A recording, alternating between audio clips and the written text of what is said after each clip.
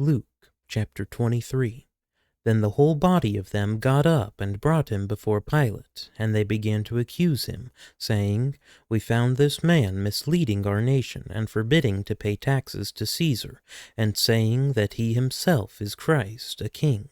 So Pilate asked him, saying, Are you the king of the Jews? And he answered him and said, It is as you say. Then Pilate said to the chief priests and the crowds, I find no guilt in this man. But they kept on insisting, saying, He stirs up the people, teaching all over Judea, starting from Galilee even as far as this place. When Pilate heard it, he asked whether the man was a Galilean. And when he learned that he belonged to Herod's jurisdiction, he sent him to Herod, who himself also was in Jerusalem at that time. Now Herod was very glad when he saw Jesus, for he had wanted to see him for a long time, because he had been hearing about him and was hoping to see some sign performed by him. And he questioned him at some length, but he answered him nothing. And the chief priests and the scribes were standing there, accusing him vehemently. And Herod with his soldiers, after treating him with contempt and mocking him, dressed him in a gorgeous robe and sent him back to Pilate. Now Herod and Pilate became friends with one another that very day, for before they had been enemies with each other.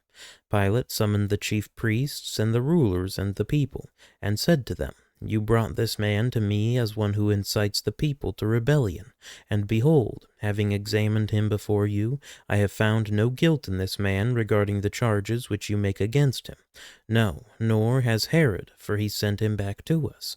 And behold, nothing deserving death has been done by him. Therefore I will punish him and release him.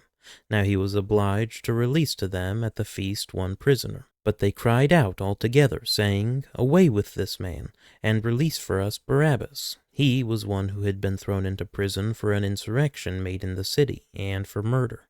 Pilate, wanting to release Jesus, addressed them again. But they kept on calling out, saying, Crucify, crucify him. And he said to them the third time, Why, what evil has this man done? I have found in him no guilt demanding death. Therefore I will punish him and release him. But they were insistent, with loud voices asking that he be crucified, and their voices began to prevail.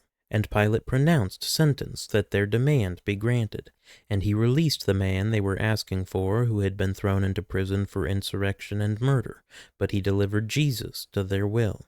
When they led him away, they seized a man, Simon of Cyrene, coming in from the country, and placed on him the cross to carry behind Jesus. And following him was a large crowd of the people, and of women who were mourning and lamenting him. But Jesus, turning to them, said, Daughters of Jerusalem, stop weeping for me, but weep for yourselves and for your children. For behold, the days are coming when they will say, Blessed are the barren, and the wombs that never bore, and the breasts that never nursed. Then they will begin to say to the mountains, Fall on us, and to the hills, Cover us. For if they do these things when the tree is green, what will happen when it is dry? 2 others also, who were criminals, were being led away to be put to death with him. When they came to the place called the Skull, there they crucified him and the criminals, one on the right and the other on the left. But Jesus was saying, Father, forgive them, for they do not know what they are doing. And they cast lots, dividing up his garments among themselves, and the people stood by, looking on. And even the rulers were sneering at him, saying, He saved others, let him save himself, if this is the Christ of God, his chosen one.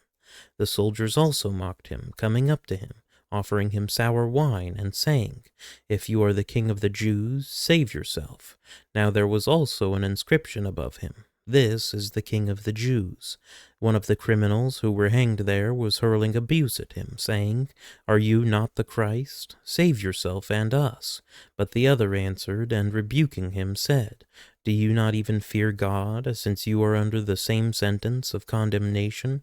And we indeed are suffering justly, for we are receiving what we deserve for our deeds. But this man has done nothing wrong. And he was saying, Jesus, remember me when you come in your kingdom. And he said to him, Truly I say to you, today you shall be with me in paradise. It was now about the 6th hour, and darkness fell over the whole land until the 9th hour. because the sun was obscured, and the veil of the temple was torn in two. And Jesus, crying out with a loud voice, said, Father, into your hands I commit my spirit. Having said this, he breathed his last. Now when the centurion saw what had happened, he began praising God, saying, Certainly this man was innocent. And all the crowds who came together for this spectacle, when they observed what had happened, began to return, beating their breasts. And all his acquaintances and the women who accompanied him from Galilee were standing at a distance, seeing these things. And a man named Joseph, who was a member of the council, a good and righteous man, he had not consented to their plan and action, a man from Arimathea, a city of the Jews, who was waiting for the kingdom of God.